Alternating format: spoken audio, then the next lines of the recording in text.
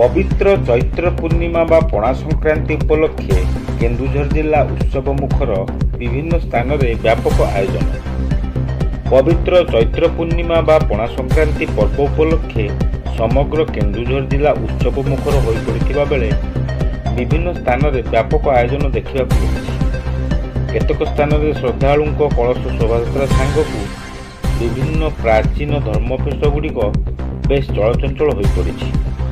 एही परिप्रेक्षी में केन्दुझर जिला घसीपुरा ब्लॉक अंतर्गत हलती ग्रामर अधिष्ठात्री देवी माँ हरचंडी मंदिर में प्रतिवर्ष परी एवर्ष पवित्र पणा संक्रांति में पारंपरिक रीतिनीति अनुजाई चंडीपाठ होमयज्ञ आदि कार्य संपादन होइछि। एही मंदिर बहु प्राचीन मंदिर हलती ग्रामर नामकरण सहित यार संपर्क रही।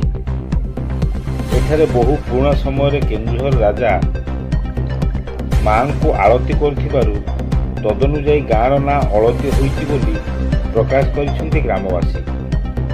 यही उपलक्षे आगामी 24 तारिख जाए एठारे एक बड़ मेला हेबो। एही मेला देखा दूर दूरांतर बहु भक्त और श्रद्धालु भिड़ जमी था।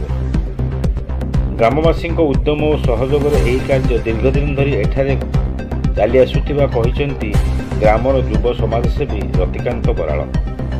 आप जानी ये बहु पुरातन मंदिर हलती हरचंडी मंदिर कहले बहु पुरातन मंदिर। ये गाँव जो हलती ना है मंदिर पाखरे केन्दुझर राजा आलती करी गाँव ना हलती रखा जाए। तेणु आम प्रत्येक वर्ष यही दिन आम मंदिर रे भव्य पूजा हुए, प्रसाद सेवन हुए। ग्रामवासी मैंने समस्ते सहयोग करती। हलती आज हरचंडी मंदिर आज पवित्र पणा संक्रांति रे चंडी हरचंडी पूजा होची। चंडी पाठ होइछि धरी चलिबो एवं एरिया रे बहुत बड़ मेला मध्य बसिबो 22, 23, 24।